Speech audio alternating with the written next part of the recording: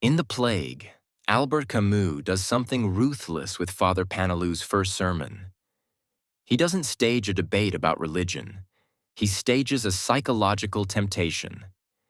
He shows us how badly we want suffering to mean something, and how quickly that desire can turn cruel. The sermon arrives at the exact moment Oren can no longer pretend. The rats have died. The fevers have started. The word plague has entered circulation. Fear has thickened into something communal. And into that fear, Paneloux steps with certainty. He does not offer ambiguity. He does not offer complexity. He offers a verdict. The plague, he says, is punishment. The city has sinned. God has judged. What looks like biological catastrophe is in fact moral accounting. It's important to understand how powerful that move is. Paneloux isn't just explaining an outbreak. He's converting randomness into narrative. If the plague is punishment, then it has a cause. If it has a cause, it has meaning. And if it has meaning, it is not chaos. That's what terrified people crave. Not safety, but intelligibility. Camus is meticulous about the rhetoric. Paneloux speaks in the collective you. The city is addressed as a single guilty body. There is something bracing about it. Simplicity feels like strength when everything else feels unstable. A clear explanation feels like moral courage. But notice what that clarity costs. If suffering is punishment, then the sick are not merely unlucky. They are implicated. If misfortune is deserved, compassion subtly shifts into instruction. The bereaved are not only grieving, they are being corrected. Pain becomes useful. And this is where the sermon stops being theological and starts being dangerous. Because when suffering is interpreted as guilt, cruelty can masquerade as coherence. Camus doesn't refute Paneloux with a counter-argument.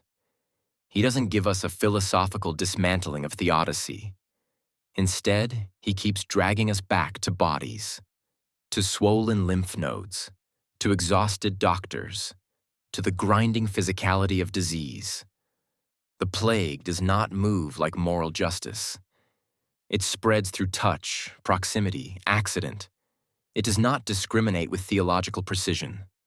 And presiding over this daily brutality is Dr. Rieux. Rieux does not offer explanations. He does not decode suffering. He treats it. That difference is everything. Paneloux points upward, toward transcendence, toward obedience to a design. Rieux looks outward, toward the next patient. He refuses to make the plague fit into a story. He refuses to call it meaningful. He calls it something to fight. This is where Camus' idea of the absurd becomes lived rather than abstract. Human beings want the world to make moral sense. The world often refuses. The absurd is not confusion. It is the collision between our demand for meaning and the silence that answers it. Paneloux cannot tolerate that silence. His sermon is an attempt to overpower it. He insists that what appears indifferent is secretly intentional, and Camus treats that insistence seriously. Paneloux is not a caricature. He is intelligent, sincere, even brave. He stands in front of a frightened city and gives them a framework. That framework offers shelter. If suffering is punishment, then repentance might end it. There's something to do, something to believe. The alternative is worse, that the plague has no moral message at all. Then comes the child. Camus chooses carefully. Not a criminal, not a symbolic figure, a child. And he forces us to watch the death in detail, the prolonged agony, the helpless witnesses, the silence afterward. This is not an argument. It is a confrontation. If the plague is punishment, what exactly is being punished here? The scene does not supply a neat theological collapse. It does something more unsettling. It pressures certainty until it cracks. Paneloux's first sermon cannot survive unchanged in the presence of that spectacle. Doctrine, when exposed to unanswerable suffering, becomes harder to speak without violence. And here is the deeper sting. Camus is not only criticizing religion, he is exposing a universal habit.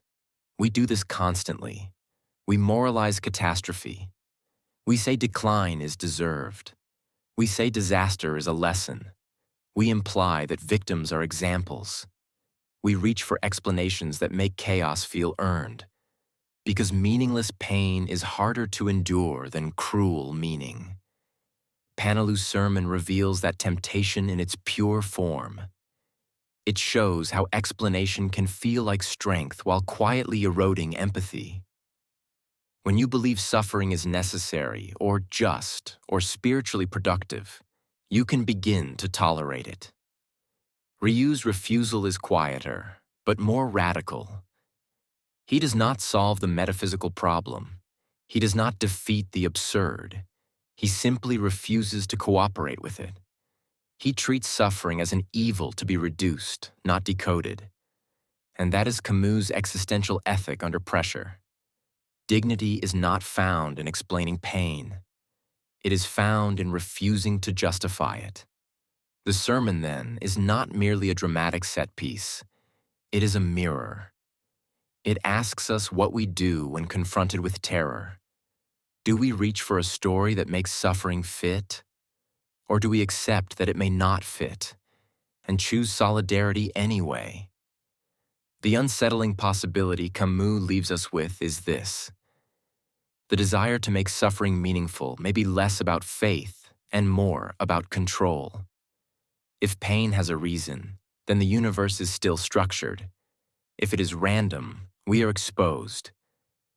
Paneloux's certainty offers shelter. Rieux's stance offers none. It offers only work. And that may be why Rieux feels harder to live with. Because if suffering has no higher explanation, then nothing redeems it. No hidden justice balances it. No lesson softens it. All that exists is the obligation to respond. Camus leaves us there, without transcendence, without consolation, without a verdict from above. Only this question. When the plague comes, will you explain it? Or will you stand beside the dying without demanding that their pain make sense?